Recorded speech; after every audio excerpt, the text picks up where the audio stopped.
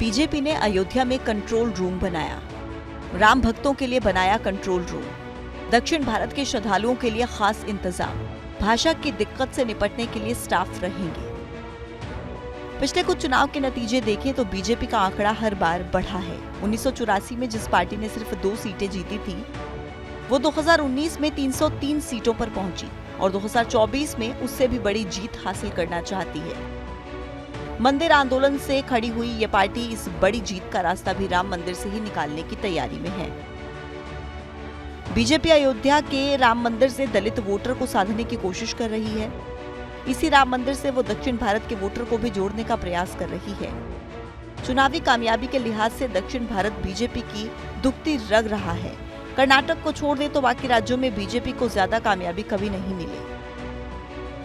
दक्षिण भारत के 7 राज्यों और केंद्र शासित प्रदेश में लोकसभा की कुल 132 सीटें हैं। 2014 में बीजेपी ने इनमें से 22 सीटें जीती, यानी करीब 17%। 2019 में जब बीजेपी ने अब तक का सबसे शानदार प्रदर्शन किया, तब भी उसे साउथ से 29 सीटें ही मिली। लेकिन बीजेपी अब ये स्थिति बदलना चाहती है। साउथ के वोटर्स तक पहुंच को बढ़ाने के लिए उसका फोकस राम की नगरी अयोध्या पर है। अयोध्या से दक्षिण को साधने के लिए बीजेपी ने बड़ी प्लानिंग की है।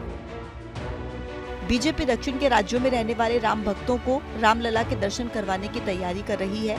तमिलनाडु, आंध्र प्रदेश, तेलंगाना, कर्नाटक और केरल के हजारों राम भक्तों को अयोध्या लाया जाएगा। इन राम भक्तों को उन इलाकों से चुना जा रहा है जहां हिंदू वोटर्स की संख्या ठीक ठाक है। राम भक्तों को आस्था स्पेशल ट्रेन से अयोध्या लाया जाएगा, जिसमें उनके खान पान का पूरा ध्यान रखा जाएगा। ट्रेन की हर बोगी में एक इंचार्ज होगा जो यात्रियों का ध्यान रखेगा। हर ट्रेन का एक प्रधान प्रभारी होगा जिसे बोगी इंचार्ज रिपोर्ट करेंगे। तो राम जी का दर्शन करने दक्षिण से लोग आ रहे हैं? हाँ जी, सब लोग बड़ी संख्या में बड़ी संख्या में आ रहे हैं जी, हजारों की संख्या। हाँ जी, इसके ऊपर भी आ रहे हैं ना। मेला टाइम अभी साल भर 2 मेला चल रहा है इधर। ये राम जन्मभूमि भी खुला है और ज्यादा भीड़ भी होगा इधर। के लोगों में खुशी है इस बात? ज्यादा खुशी है, लोग की खुशी है, दर्शन का क्या है। यहाँ लोग रहेंगे जो तमिल भी बोल सके, वो लोग भी रहेंगे? बोल सक रहेंगे, इधर रहेंगे, दिक्कत नहीं, इधर कोई दिक्कत नहीं। सबका रहने का, खाना का, घूमने का, दर्शन का कोई दिक्कत नहीं। कहने का मतलब ये है कि राम से जितना जुड़ाव उत्तर का है, दक्षिण का उससे कम नहीं है।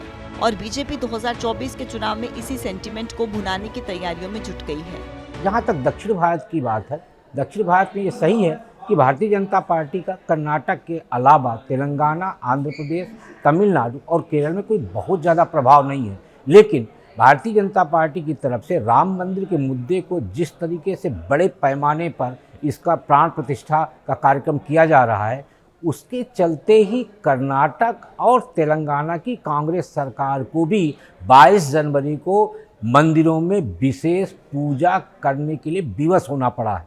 तो इससे ये अंदाज़ा लगाया जा सकता है कि दक्षिण भारत में भारतीय जनता पार्टी जिस तरीके से दबे पांव घुसपैठ कर रही है, उससे कहीं ना कहीं कांग्रेस के मन में घबराहट है। हालांकि बीजेपी ने अयोध्या को दूरी बनाकर मिशन 2024 का जो खाका खींचा है, दक्षिण भारत उसका सिर्फ एक हिस्सा है। दूसरा हिस्सा दलितों से जुड़ता है। इसे प्रधानमंत्री नरेंद्र मोदी के नासिक के दौरे से समझिए। प्रधानमंत्री ने राम मंदिर में प्राण प्रतिष्ठा के लिए 11 दिनों के अनुष्ठान की शुरुआत नासिक के पंचवटी से की, जहां श्री राम ने वनवास का लंबा वक्त गुजारा था।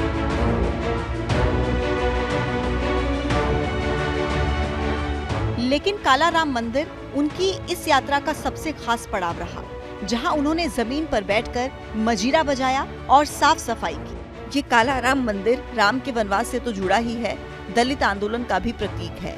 1930 में डॉक्टर बाबा साहेब अम्बेडकर ने मंदिरों में दलितों के प्रवेश के लिए आंदोलन की शुरुआत इसी काला राम मंदिर से की थी। प्रधानमंत्री ने इसी मंदिर से दलित वोटर्स को सबसे स्ट्रॉन्ग मैसेज दे दिया। इसके पीछे की वजह आंकड़ों से समझिए। देश की 543 लोकसभा सीटों में से 84 सीटें दलितों के लिए आरक्षित हैं। 2014 में बीजेपी और उनके सहयोगियों ने इनमें से 46 सीटें जीती थी। 2019 के चुनाव में एनडीए ने 54 सीटें जीती, मतलब एनडीए को 8 सीटों का फायदा हुआ। ये आंकड़े बताते हैं कि दलित वोटर्स का बीजेपी पर भरोसा बढ़ा है। बीजेपी इन्हें अयोध्या और राम मंदिर के जरिए जोड़ने का हर संभव प्रयास कर रही है। राम मंदिर में प्राण प्रतिष्ठा के लिए वाल्मीकि और रविदास परंपरा के संतों को निमंत्रण भेजा गया है। दलित पुजारियों को राम दर्शन महाअभियान से जोड़ा जा रहा है।